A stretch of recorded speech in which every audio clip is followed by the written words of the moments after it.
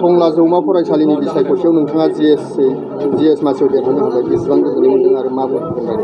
आं गावखौनो जोबोद जौगासारनाय मोन्दों मानोना टंला कलेज फरायसाफोरनि थाखाय मोजां खामानि मावलांनो हागोन होननानै जेथिया गाखोदो दा आद्रा थानाय खामानिफोरखौ आं मावलांनो आखायाव लादों बेखायनो उथ्रिसारबाय। मोनबेसे हानजाया सापर्ट खालामनानै नोंथाङा देरहानो हाखो? आंखौलाय मोनब्रै हानजाया सापर्ट खालामनानै देरहानो हादों। बनसु, आसु, ओमफ्राय बरखा, ओमफ्राय राभा। बारग' GS आ बुंदोंमोन बनसुजों रावबो सापर्ट गैया, नोंथाङा देरहानाय नङा होननानै बुंदों होननानै जों मिथिनो मोनदों। नोंथाङा मा बुंगोन दायो? नोंथाङाथ' बनसुनि सापर्ट लानानै देरहानो हाबाय, मा बुंगोन? बेखौथ' आं बुंनो हाया, बे मा बुंदों बेदर सोलिया। माने आं बनसुखौ मोजां मोननानै जेथिया फोथायनानै फैदो, जेथिया बनसुआ आंखौ सापर्ट होदों आरो आं बिसोरखौ साबायखर बावहरो मानोना आंखौ सापर्ट होनानै देरहाबाय। टंला जौमा फरायसालिनि बिसायख'थिया दिनै नोंथांमोननि सापर्ट खालामजानाय बिजाथिया देरहाबाय, बिनि सायाव नोंथाङा मा बुंगोन बनसुनि जानानै? आं दिनै बनसुनि जानानै साफ्रोम टंला जौमा फरायसालिनि फरायसुला फरायसुलि बिथांमोनखौ साबायखर बावहरदों।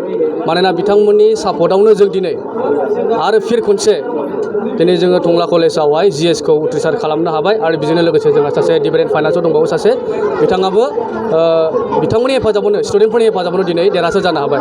जों दिनै जोबोद गोजोननाय मोन्दों आरो जोङो मिथिनो मोन्दों थांनाय बोसोरावबो बनसुनि सापर्ट खालामजानाय बिजाथियानो देरहादोंमोन GS आव, आरो फिन बे बोसोरावबो नैथि खेबनि थाखाय आरो देरहाबावबाय।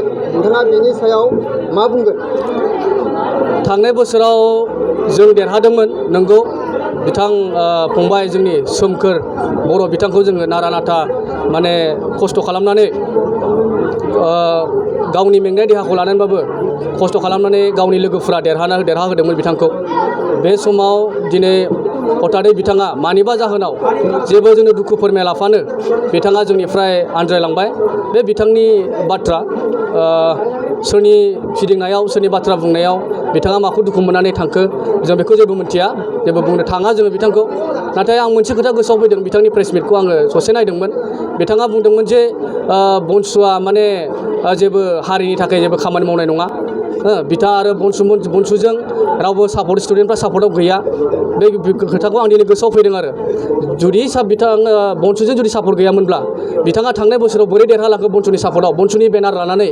आरो दिनै जुदि बनसुजों स्टुडेन्टफ्रा लोगो नङामोनब्ला बा सापर्ट नङामोनब्ला बिथाङा दिनै फंबाय बिस्वजित दैमारिया दिनै बोरै देरहालांखो, बे मोनसे साननो गोनां बाथ्रा। बेखौ जोङो एनालाइसिस खालामनानै नायोब्ला, साननानै नायोब्ला जों बुंनो हायोदि बनसुजों दिनै राजाफ्रा बा जोंनि दिनै यां जेनेरेसना स्टुडेन्टफ्रा दिनै 100% दिनै बनसुजों जों सापर्ट दं, बेखौ जों मिथिबाय।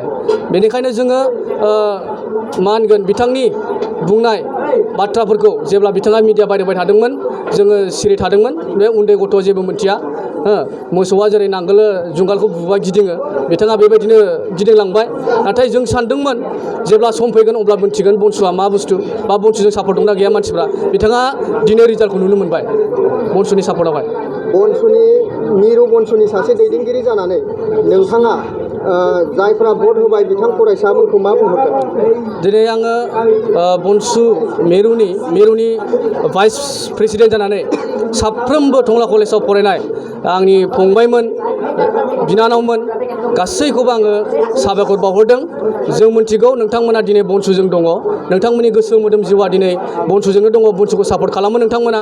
जार फलाव जोङो दिनैनि इलेक्सनखौ टंला कलेज जौमा फरायसालिनि मा होनगोन स्टुडेन्ट इउनियननि 2023 आरो 24 मायथाइनि थाखाय जोङो दिनै देरहासार जानो हाबाय। बेनिखायनो जों नोंथांमोनखौ आरो खनसे साबायखर बावहरबावदों। आरो इयुननि समाव जोंनि बिथांमोन फंबाय बिस्वजित दैमारि आरो बिथां फंबायखौबो जोङो इयुननि समाव स्टुडेन्टफ्रा जाहाथे बिसोरखौ सापर्ट खालामो आरो बिथांमोना जमा जोंनि बे टंला कलेजनि थाखाय मोजां खामानि मावलांनो हानाय बायदि। मोनसे कअर्डिनेसन गैयाबा बिजाथि हारसिङै दिनै जेबो खामानि मावनो हाया। बेनिखायनो जेनेकुवा सापर्ट खालामनानै देरहाहोदों, इयुननि समफ्रावबो सापर्ट खालामनानै होदो बिथांमोनखौ, जाहाथे बिसोरो टंला कलेजनि थाखाय बा नोंसोरनि थाखाय स्टुडेन्टफोरनि थाखाय मोजां खामानि मावलांनो हानाय बायदि।